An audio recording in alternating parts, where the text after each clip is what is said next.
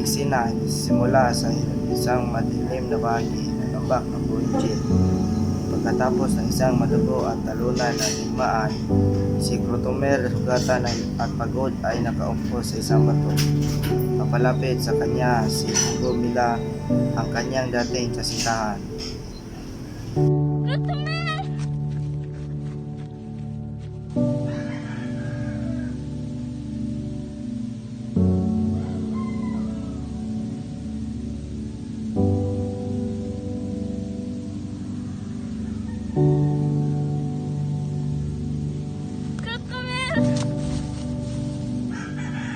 Buti naman ate ko, buhay pa.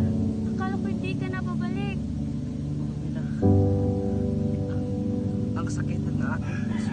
Natalo tayo. Marami sa ating kasamahan ang pumatay. Hindi ko alam kung ano ang aking gawin.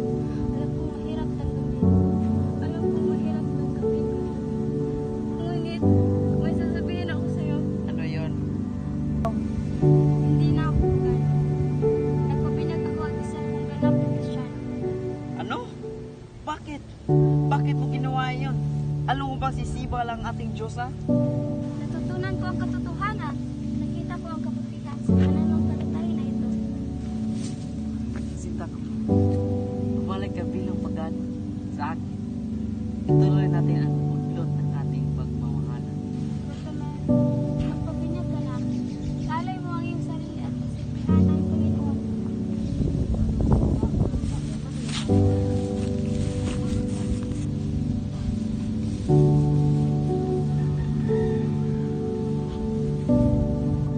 Clotomir, alam kong mahirap tanggapin ang nangyari, ngunit ang digmaan ay natapos na. Inaanyayahan kita na sumama sa amin. Tanggapin mo ang bagong pananampalataya. Hindi ko alam. Clotomir, pakinggan mo ako. Ang pagbibinyag ay hindi lamang isang ritual. Ito ay isang pagbabalik loob sa Diyos. Pero tama.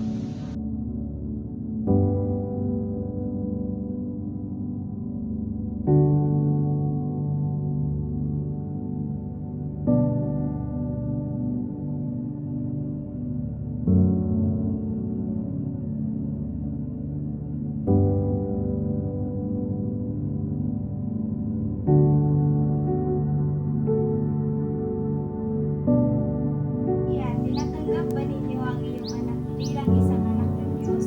Opo, Padre. Pangako ba ninyo mag-alagaan siya ayon sa pangalan ng Diyos?